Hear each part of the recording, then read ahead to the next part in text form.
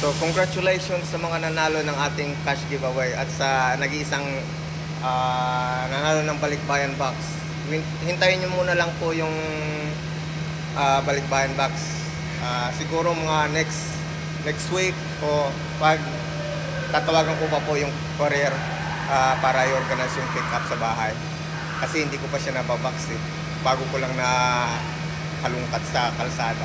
So good luck. So yung mga gustong sumali, make sure po na follow kayo sa Facebook page at sa Facebook account natin at nag-share ng ating mga pinupost araw-araw. Kasi kung hindi, disqualified po kayo pag nanalo kayo. Kasali po kayo, pero pag tiningnan ko yung ano nyo na hindi kayo nag-share, disqualified po kayo. So good luck. God bless all.